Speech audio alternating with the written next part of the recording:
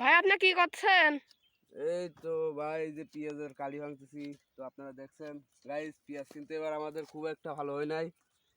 তো তবুও গাইস পেঁয়াজ যখন লাগাইছি এখন কালি হয়েছে, কালি তো ভাঙাই লাগবি। এর জন্যই কিন্তু গাইস পেঁয়াজের কালি ভাঙতেছি।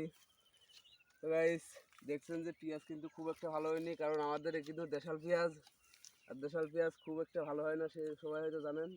কিন্তু দেশাল পেঁয়াজ হিসাবে মাশাআল্লাহ টুকটাক ভালোই হয়েছে। ভাই আপনারা দেখছেন যে এই কৃষকটার পেঁয়াজ কিন্তু নষ্ট হয়ে গেছে, তাই এই কৃষকটা কালি ভেঙে দিচ্ছে যাতে এই কালি থেকে আবার পেঁয়াজ শুকিয়ে না যায়। হ্যাঁ গাইস, এটাই আসল কথা, যাতে পেঁয়াজটা শুকিয়ে না যায়। এর জন্যই কিন্তু শুধু পেঁয়াজটা ই করে এই কালিটা কাটার কথা। তো গাইস কালি দেখুন কত বড় হয়েছে, কিন্তু বিশাল বড় বড় কালি হয়েছে গাইস। আর এই কালি কিন্তু গাইস আমরা এখন ভাঙবো না, সেজন্য কাটতেছি।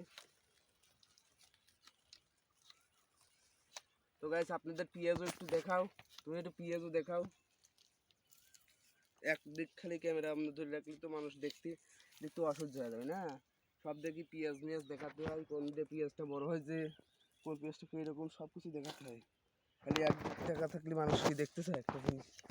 পেঁয়াজ দেখ, ও গাইস পেঁয়াজ গাইজ আপনারা পেঁয়াজটা দেখছেন যে এই মাঠে খুব উন্নত মানের পেঁয়াজ হয়েছে, কিন্তু এই কৃষকটার গাইজ পেঁয়াজটা নষ্ট হয়ে গেছে, আপনারা দেখতেই পারছেন। তো গাইস রোজা রমজান মাসে কিন্তু গাইস পেঁয়াজ কিন্তু খুব একটা ভালো হয় নাই, মনটা একটু খারাপ ছিল। তবুও আল্লাহর অশেষ রহমতে এখন ভালো, কারণ আল্লাহ যেমনই দিয়েছে এটাই।